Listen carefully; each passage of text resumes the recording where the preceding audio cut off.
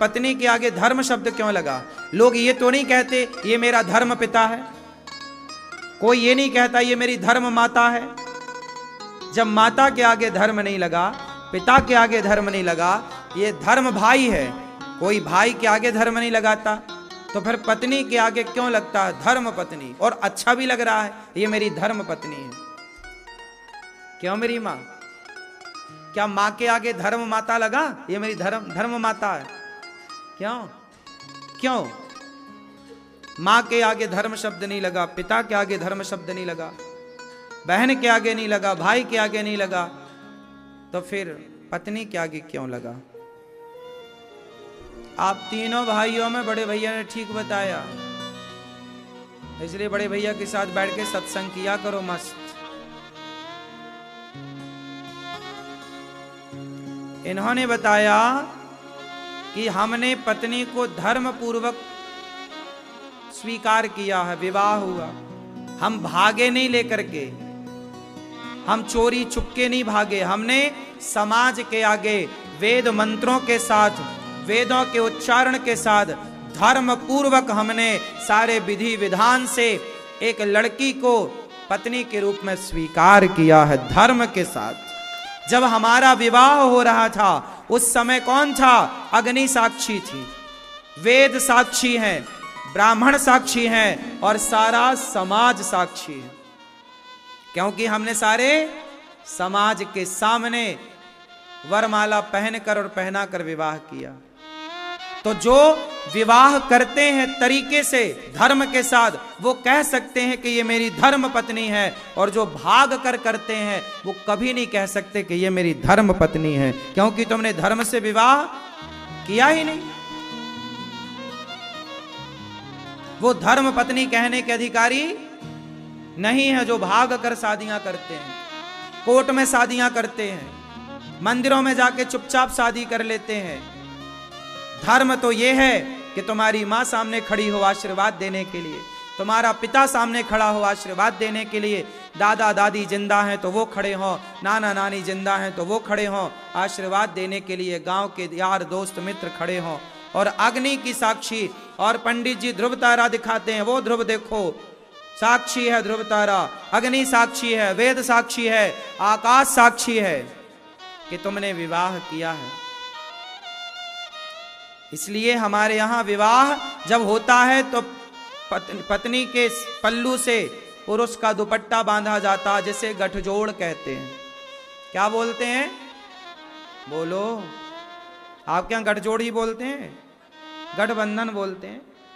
गठबंधन, ये बंधन तो प्यार का बंधन है, ये बंधन है, मानो पति पत्नी के इसको बंधन करते हैं, जोड़ते हैं कि आज से तुम दो नहीं, जुड़ करके तुम एक हो गए। इसलिए पति और पत्नी दो नहीं हैं, दो जब तक रहेंगे झगड़ा होगा, दोनों मिलकर एक हो जाएंगे, सारा झगड़ा समाप्त हो जाएगा। विडंबना यह है कि ये दो रहते हैं सारी जिंदगी, एक हो नहीं पाते। इसलिए भाग कर शादी करना बहुत गलत, भाग कर विवाह करना बिल्कुल गलत है। विवाह का पहला कारण है कि विवाह के बाद आप यज्ञ करने के अधिकारी बन गए। अब कहीं भी पति पत्नी बैठ के आप यज्ञ करें, बिना पत्नी के पुरुष यज्ञ कभी ना करे और बिना पति के पत्नी यज्ञ कभी ना करे। जब भी करो पति पत्नी जोड़े से बैठ कर करो। इसलिए कहता हूं जब तक तुम्हारी जोड़ी, भगवान करे गंगा यमुना की तरह तुम्हारी जोड़ी बनी रहे, लेकिन जीवन में अच्छे काम जोड़ी से कर लेने चाहिए। अच्छे काम भागवत सुन लो जोड़ी से बैठकर, बाद में पश्चाताप ना हो कि यार हम जोड़ी से ये नहीं कर पाए। जोड़ियां तो भगवान बनाते हैं, भगवान करे सदा चलें, लेकिन भरोसा जिंदगी का भी तो नहीं है। इसलिए जोड़ी रहते अच्छे कार्य कर लो। जो काम जोड़ी से हो सकते हैं पहले वो काम करो। बिना जोड़ी के, बिना पत्नी के, बिना, राम ने जब यज्ञ किया, सीता मां नहीं थी तो वशिष्ठ जी ने मना कर दिया कि आप यज्ञ नहीं कर सकते, पत्नी नहीं। फिर क्या करें? सोने की सीता बनाई गई और राम के बगल में सोने की सीता बिठाई गई। आप कोई भी यज्ञ करते हैं बिना पत्नी के नहीं हो सकता। इसलिए हमने विवाह किया है यज्ञ करने के लिए, और यज्ञ ईश्वर को प्राप्त करने का एक रास्ता है। हम सनातनी लोग यज्ञ करके ही ईश्वर से जुड़ते हैं, कनेक्ट होते हैं। ईश्वर की आराधना एक यज्ञ है। ये भागवत भी एक यज्ञ है, श्रीमद् भागवत सप्ताह ज्ञान यज्ञ, ये यज्ञ है। इसलिए भागवत भी जोड़ी है तो जोड़ी से सुनो, नहीं है तो कोई बात नहीं, फिर तो सुनना ही है। अब विवाह का दूसरा कारण बताइए। मैंने एक कारण बताया कि यज्ञ करने के लिए विवाह होता है। विवाह क्यों होता है, दूसरा कारण बताइए। वंश बढ़ाने के लिए। तो वंश तो सुअर भी बढ़ा रहे हैं।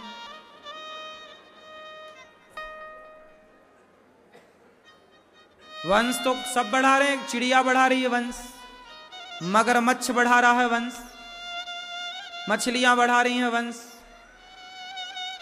कौन है इस धरती पर? चींटियां वंश बढ़ा रही हैं। चींटियां इतनी सी हैं, लेकिन वो भी जान रही हैं कैसे वंश बढ़ता है।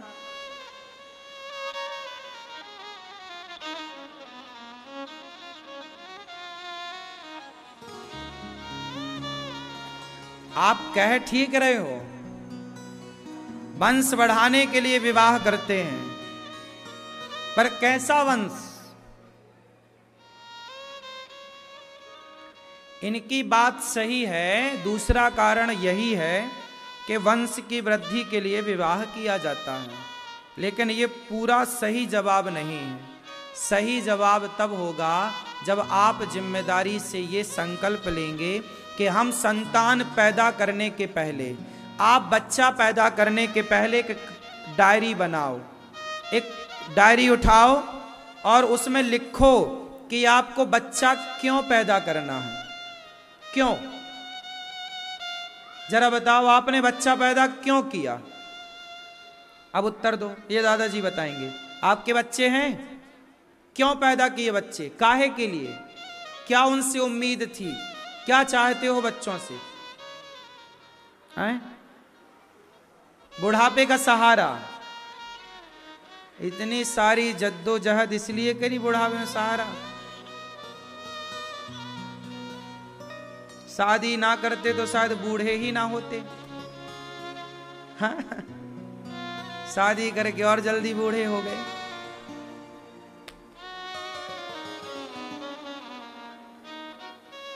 सुनो,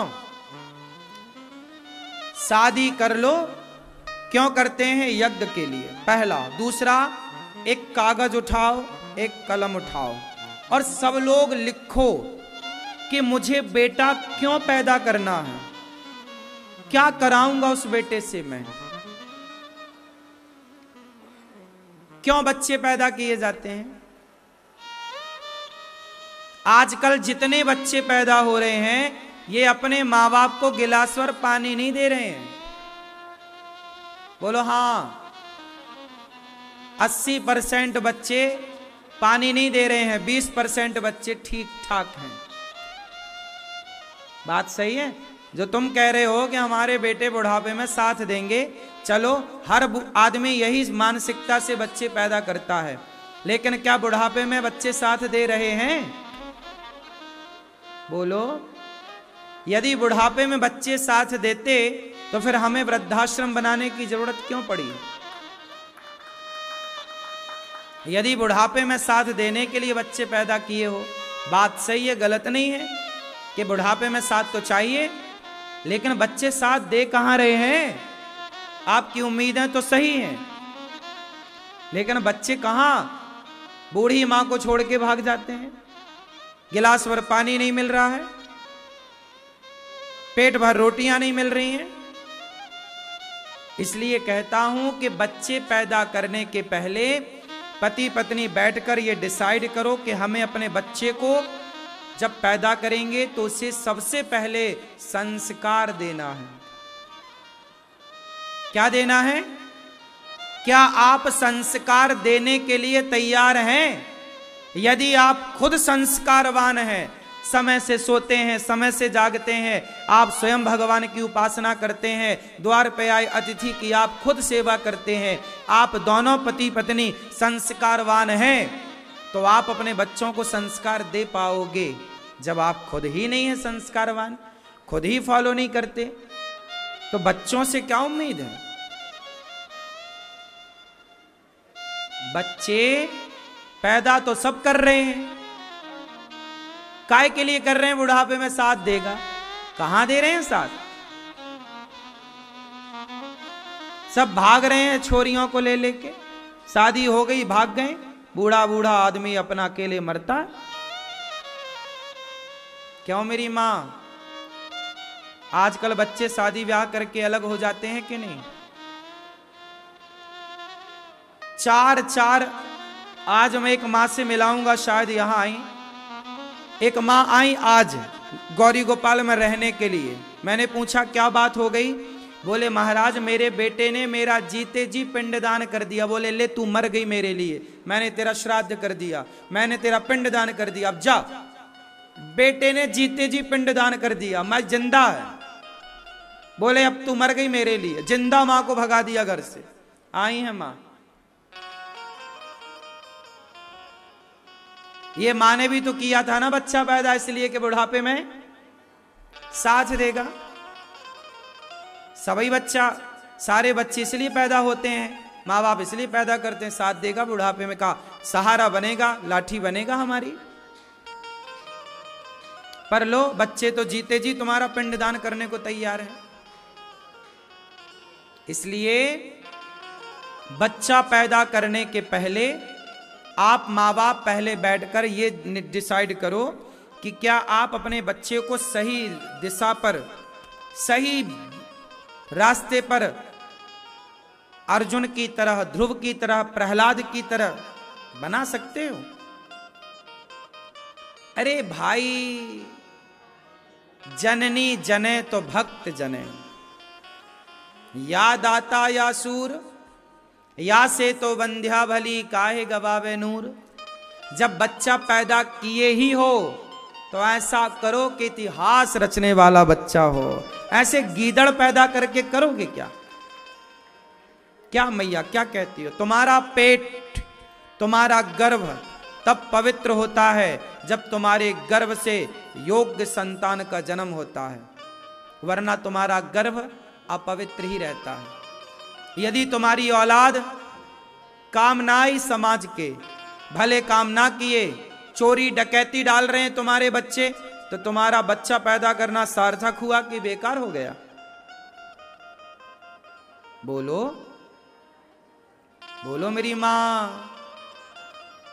अब आप चप्पल उतार के बाहर आओ, कथा सुन के जाओ तो चप्पल गायब हो जाती हैं। अब जो चप्पल चुराए वो भी तो किसी के बच्चे होंगे, तो उनके माँ बाप ने पैदा तो कर लिया, चप्पल चुराते फिर रहे हैं।